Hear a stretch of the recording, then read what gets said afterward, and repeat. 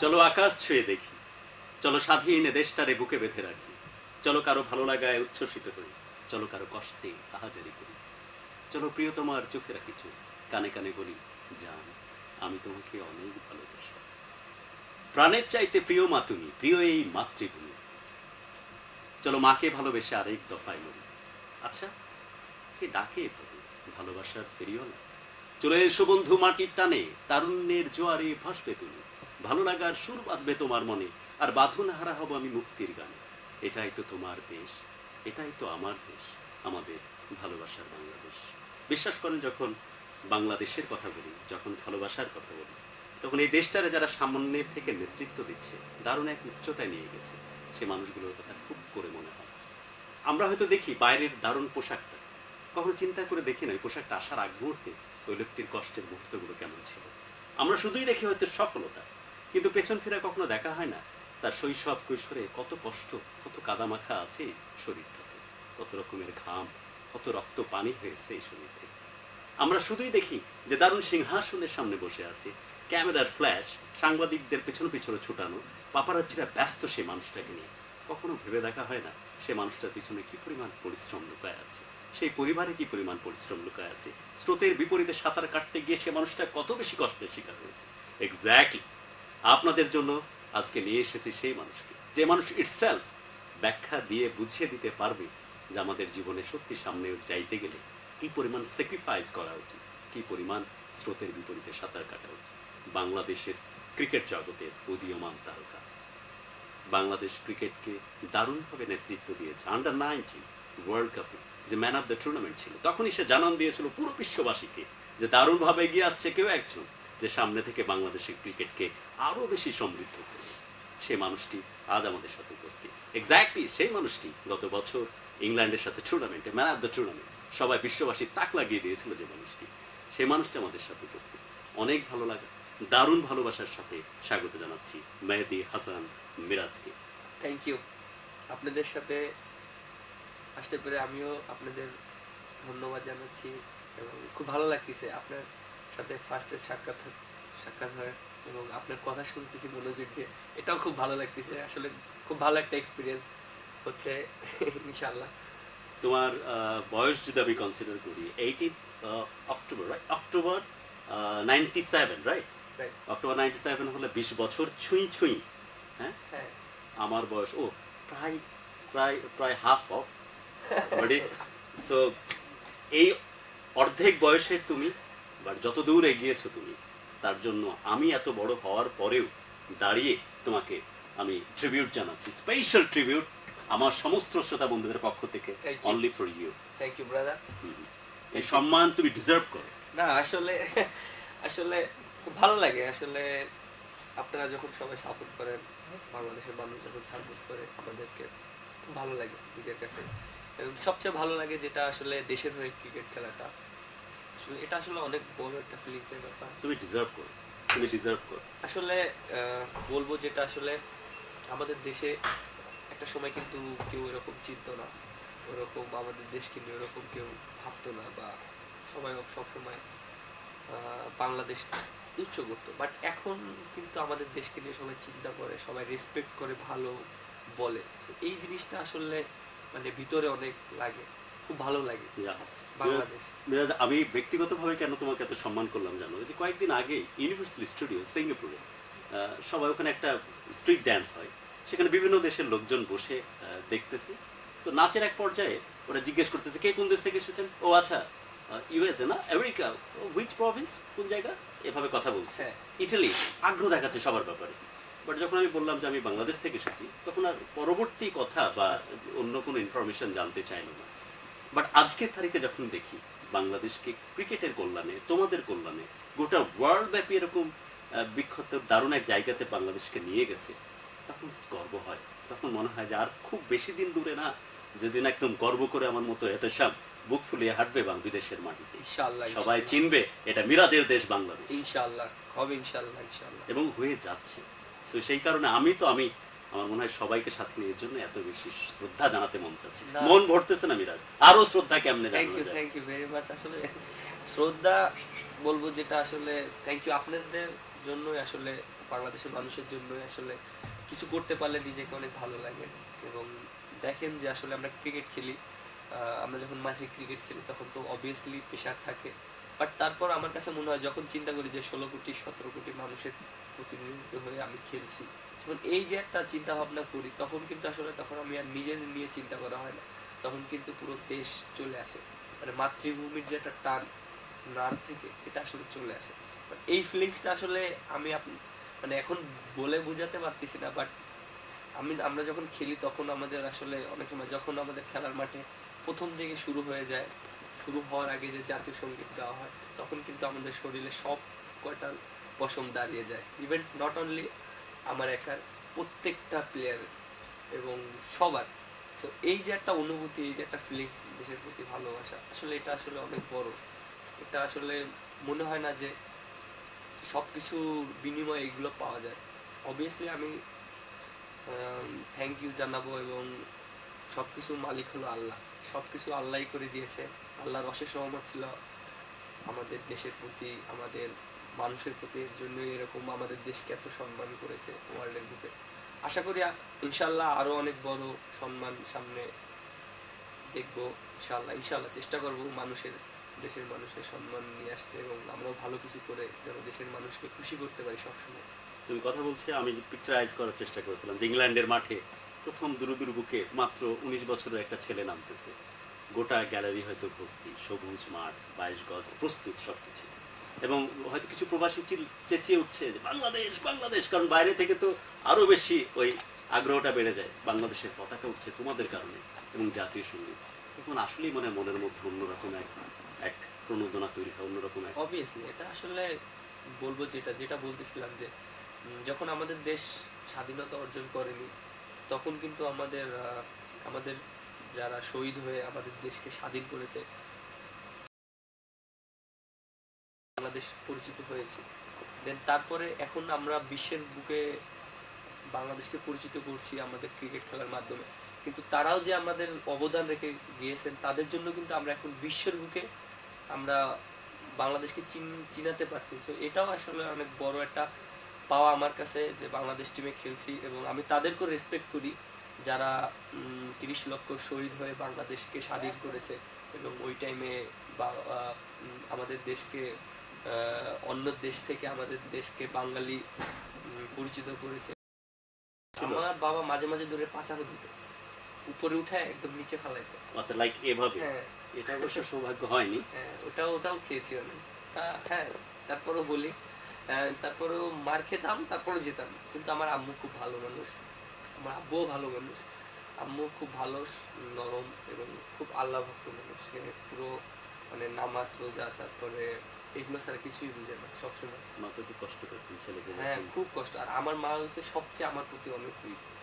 Event আমি এখন still ঢাকায়, যে আমি ইংল্যান্ডে যাব প্রায় 1.5 মাসের জন্য যাব, এখন কিন্তু আমার বাবা মা আসছে আমার সাথে দেখা করতে, আমি খুলনা যেতে পারতেছি না, এবং কান্নাকাটি করে সবসময় যখন বাইরে যাই বা দূরে কোনো জায়গায় গেলে সবসময় কান্নাকাটি করে। একটা মাত্র ছেলে তো আমি, পরিবারে একটাই ছেলে, আর একটা হয়তো আর ভাই থাকলে বা 2টা ভাই থাকলে হয়তো একটু কম ভালোবাসা পেতাম, বাট তারপরও আমার মা আমাকে যথেষ্ট ভালোবাসে। হ্যাঁ, সেই গল্পে চলে যায়। তা তখন তারপরে আম্মু কষ্ট পেত বা আম্মু আম্মু সেভ করার চেষ্টা করতো, তারপর আম্মু তো পারতো না। তারপর মায়ের খেতাম, অনেক সময় মারধর খেয়ে রাগ করে বাড়ি থেকে চলে যেতাম, আসতাম না।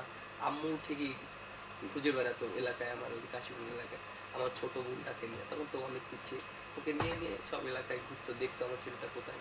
আমি যাই কোনো জায়গায় থাকতাম না, আমি ঠিক থাকতাম হচ্ছে বাড়ির উপরে আমার একটা ফ্রেন্ডের বাসা, ওদের বাসায় যেয়ে থাকতাম ম্যাক্সিমাম টাইমে, ওখানে থাকতাম আবার চলে আসতাম। তাই এরকম বাবার প্রতি রাগ হতো। তারপর আবার বিকালে চলে আসতাম, তারপর আবার রাত্রে এসে দেখতাম আদর টাদর করতো, তারপরও এই তো এরকম।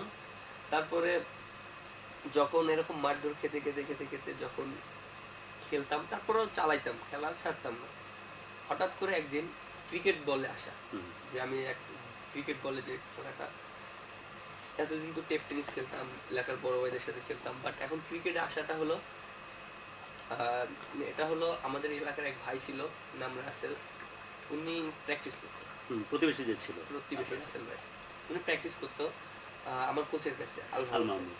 ওনার কাছে প্র্যাকটিস করতো। তা ওনাকে দেখে আমি মানে টিভিতে খেলা দেখেছি, গ্রামে খেলেছি। উনি কোচ ছিলেন খুলনা একাডেমি, খুলনা মুসলিম একাডেমি। মুসলিম একাডেমি, ওকে।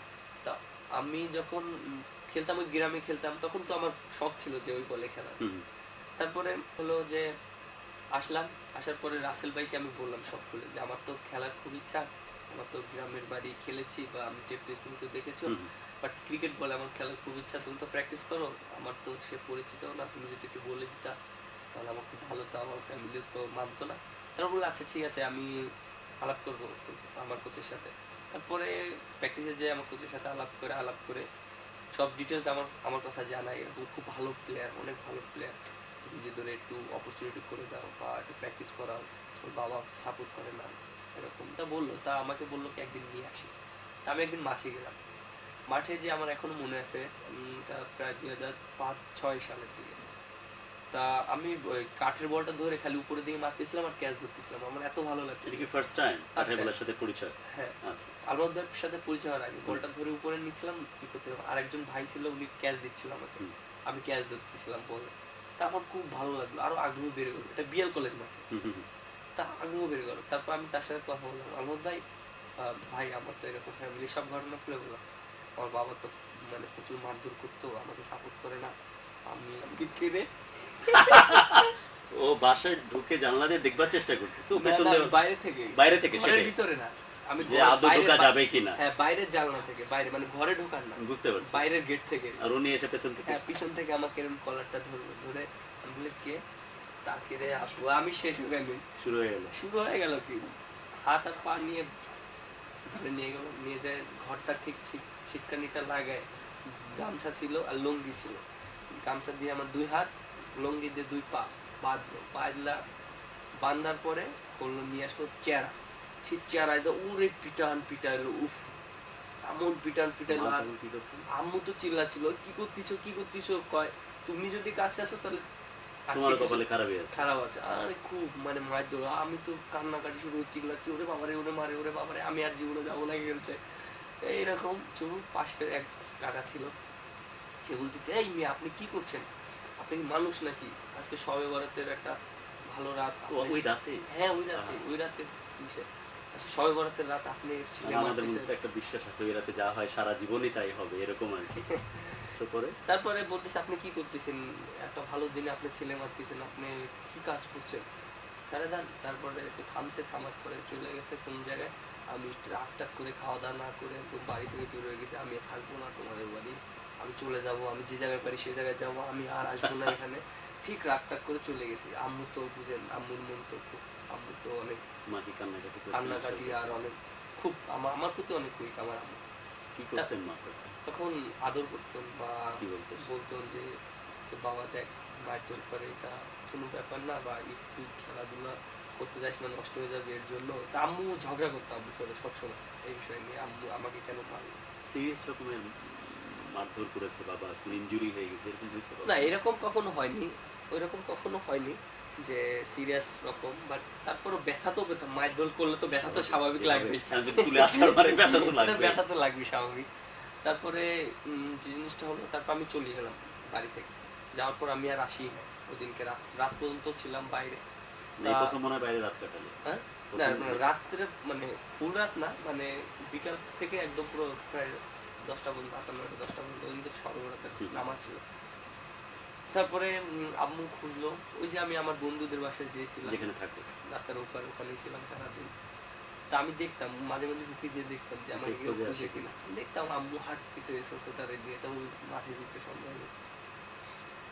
আসলে এইসব জিনিসগুলো মনে পড়লে খুব মানে নিজের কাছে খুব ভালো লাগে, আবার পশম হারিয়ে যায় যে ছোটবেলার জিনিসগুলো ফেলে আসি এখন সেই কথাগুলো। ওই যে আমি ওটাই মনে হচ্ছিল যে যখন ওই যে জানালা দিয়ে যখন মা আর ওই বোনটারে দেখতাম, অসহায়ের মতো, তাদের তো কিছু করার ক্ষমতা নাই, না বোনের ক্ষমতা আছে না মায়ের ক্ষমতা আছে, তার সবচাইতে কলিজার টুকরা একেবারে একটাই ছেলে এবং একটাই ভাই, এবং তাদের যখন দেখতে কেমন লাগতো, এই জানলা দিয়ে দেখতে, বাড়িতে যাইতে মন চাচ্ছে, বাবার পর রাগ করে তুমি যাইতে পারতেছো, কষ্ট লাগতো, খুব খারাপ লাগতো আসলে, কিছু মানে রাগ আসলে আলটিমেটলি তখন তো আমি অনেক ছোট, তখন আমার বয়স কত, প্রায় 8-10 বছর বয়স। আপনি একটা বাচ্চারা যদি টর্চারিং করতেই থাকেন, সারাক্ষণ করতেই থাকেন, আপনার মাইন্ডসেট তোমার কিন্তু তো অন্যরকম। সেটাই, তোমার ধারণা চেঞ্জ হয়ে যাবে যে আমাকে মনে হয় ভালোবাসে না। আমাকে মনে হয় ভালোবাসে না, আমি মনে হয় চলে যাই, অন্য জায়গায় চলে যাই। এটা স্বাভাবিক। একটা আপনি 10 থেকে 12 একটা ছেলেকে যদি আপনি সবসময় আমার torturing- সাথে টুকটাক এরকম হতো, তো আমি বুঝি হ্যাঁ, এরকমই ভাবনা তৈরি মানে হয়।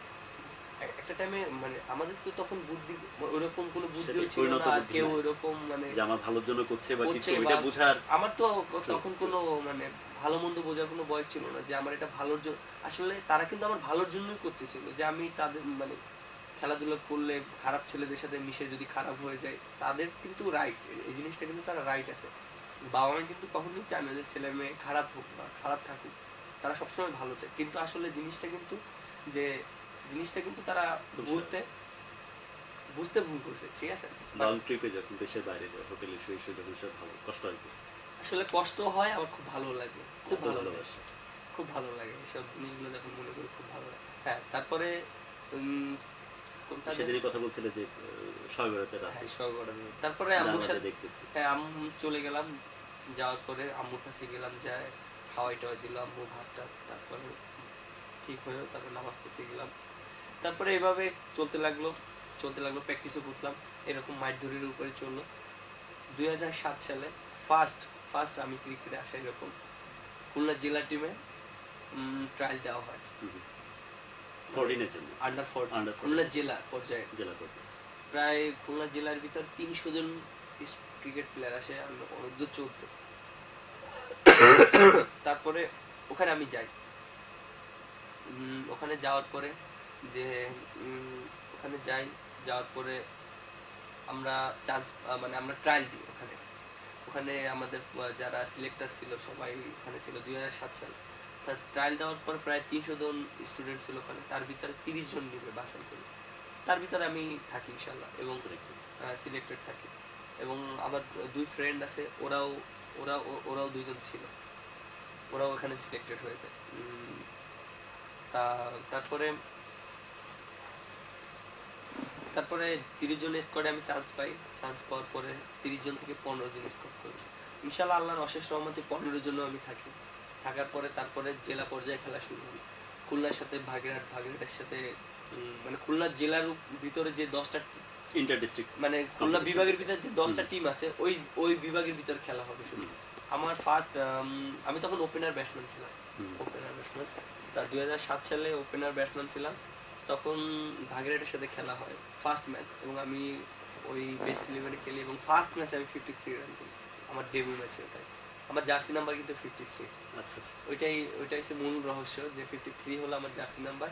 আমি ডেবিউ ম্যাচে 53 রান। তা তখন কিন্তু বাবা কিন্তু রাগ করতো, কিন্তু তখন আমার কোচ একদিন আমার এখানে হলো কি, যখন আমি যাই ট্রায়ালে, ওখানেও বাধা আসছে, আমার বাবা বলছে আমি যত পড়ছি যে আল মাহমুদ স্যারের কিন্তু একটা ভূমিকা ছিল, যে থ্রেট করছিল হ্যাঁ, তুমি এলাকায় ওই যে থাকতে পারবে না। হ্যাঁ, ওই তো আলমদ ভাই, ওই তো আমার বাবাকে একটু থ্রেট করেছিল যে আপনি যদি এরকম পরে নেক্সট টাইম আপনি ছেলের টর্চারিং করেন, এলাকাতে থাকতে পারবে আপনি না। কিন্তু এখান দিয়ে থাকতেই পারবেন না, আপনাকে অন্য জায়গায় যেয়ে থাকতে হবে। এটাতে কাজে দিছিল। তখন সে একটু চিন্তা করলো যে আল্লাহ, এরকম মারধর করি বা এরকম দিই, কি হয় দেখি। তারপরে আস্তে আস্তে রাজি হলো, তারপরে দিল, চান্স পেলাম। তারপর চান্স পাওয়ার পরে আমরা নড়াইলে খেলা খেলতে গেলাম। তখন আব্বুরু বললাম নড়াইলে যাবো, তখন বলে যে ঠিক আছে যাও, আমাকে একটা শার্ট কিনে দেয়। আসলে একটা জিনিস কি, একটা প্রসেসের মাধ্যমে কিন্তু হয়। আমি কিন্তু আসলে সব লেভেলে ক্রিকেট খেলেছি, একদম আন্ডার 14 থেকে শুরু করে বাংলাদেশ টিম পর্যন্ত, ইনশাল্লাহ এখন পর্যন্ত স্টিল। এটা কিন্তু একটা প্রসেসের মাধ্যমে ক্রিকেট খেলেছি, কিন্তু এই প্রসেসটা কিন্তু সবাই জানে না। আমি যদি এখন বলি তাহলে কিন্তু সবাই বুঝতে পারবে। অনেক কিন্তু ক্রিকেট খেলা অনেক